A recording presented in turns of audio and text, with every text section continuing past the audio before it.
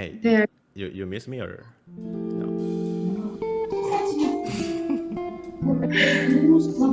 Of course, yes.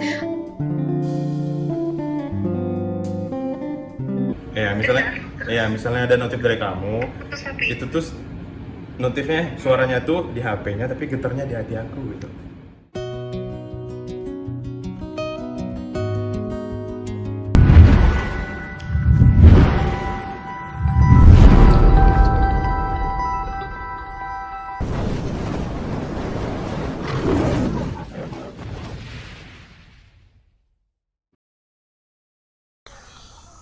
Assalamualaikum warahmatullahi wabarakatuh.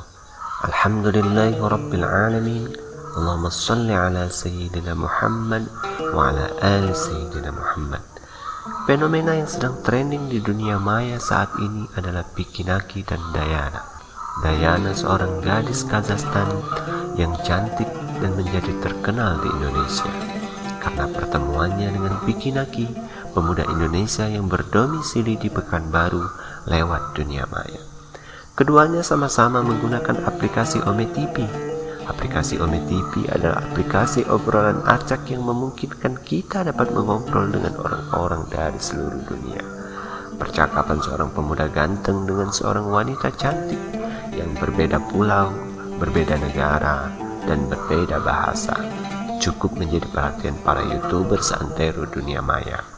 Ditambah kepiawaian seorang Pikinaki menggunakan bahasa asing, diantaranya bahasa Inggris dan bahasa Rusia secara bersamaan. Dan banyolan-banyolan gombal ala Pikinaki semakin membuat video-video Pikinaki ditunggu kehadirannya oleh para pengguna YouTube di Indonesia, bahkan seluruh dunia, baik yang sudah mengenal dan mensubscribe channel tersebut maupun tidak.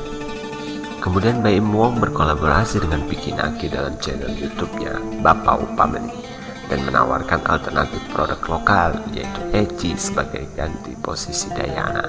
Sebagian netizen menyarankan Pikinaki memilih dan mencintai Dayana, walaupun sebagian menyarankan untuk memilih Desita Aurelia Wongkana, nama panjang dari Eci.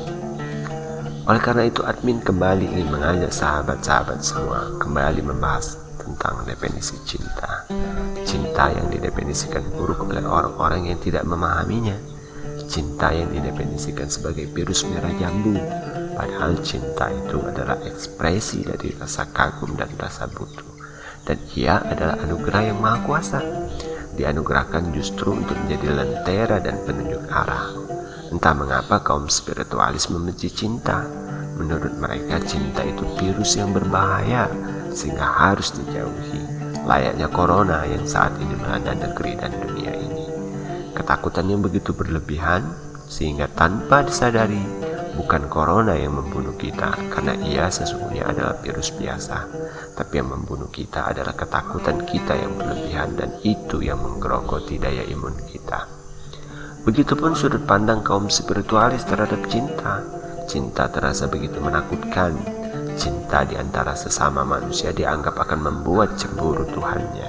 Dia lupa bahwa hal tersebut mendefinisikan Tuhan cemburu dengan makhluknya, terkategori menyetarakan Tuhannya setara dengan makhluknya, dan itu adalah perbuatan tercela dalam norma agama.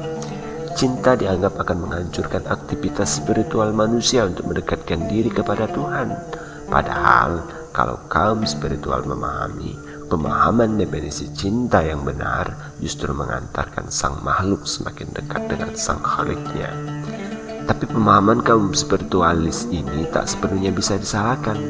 Definisi buruk tentang cinta itu juga lahir tidak lepas dari realita yang mereka temukan, di mana kaum materialis, khususnya golongan pemuda yang tidak memahami definisi cinta, terlalu mengumbar rasa cinta mereka, akhirnya lalai dengan norma-norma agama. Kaum materialis terlalu landai berlari ke kiri, dan untuk menciptakan keseimbangan, kaum spiritualis terlalu kencang berlari ke kanan. Kalau kaum materialis terdefinisi melampaui batas karena abai terhadap norma-norma sosial dan agama, maka kaum spiritualis terdefinisi berlebihan karena abai terhadap fitrah manusia. Pengakuan Allah Subhanahu wa Ta'ala terhadap kaum spiritualis yang berlebihan seperti yang termaktub di dalam Al-Quran surat Ali Imran ayat 147. Dan tidak lain ucapan mereka hanyalah doa, "Ya Tuhan kami, ampunilah dosa-dosa kami dan tindakan-tindakan kami yang berlebihan dalam urusan kami, dan tetapkanlah pendirian kami." Lalu bagaimana kalau kita terlanjur terjatuh dalam rasa cinta kepada seseorang yang kita kagumi dan kita butuhkan? Mungkin sirah ini bisa jadi sandaran kita untuk menentukan sikap dan mengambil pilihan. Seorang sahabat mengungkapkan kepada Rasulullah SAW, "Ya Rasulullah, saya mencintai si fulan." Maka jawab Rasulullah, "Adakah ia mengetahuinya?" "Tidak ya Rasulullah," jawab sahabat. Maka Rasulullah menganjurkan sahabat tersebut untuk mengungkapkan kepada si fulan. Walaupun konteks hadis tersebut adalah laki-laki dengan laki-laki, akan tetapi cukup memberikan pengertian bahwa memendam rasa cinta itu adalah sesuatu yang berat.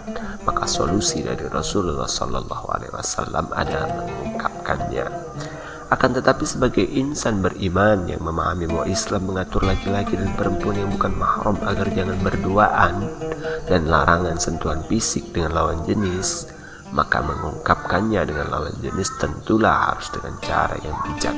Dan memang pacaran bukanlah solusi permasalahan kita dan bukan juga hal yang kita butuhkan. Maka solusinya adalah tetaplah berinteraksi dan bergaul biasa. Biarlah hati dan hati kita sama-sama merasakan bahwa kita memang saling membutuhkan, sampai masa di mana rasa saling butuh tersebut benar-benar perlu diaktualisasikan dalam ikatan yang sah, yaitu ikatan pernikahan.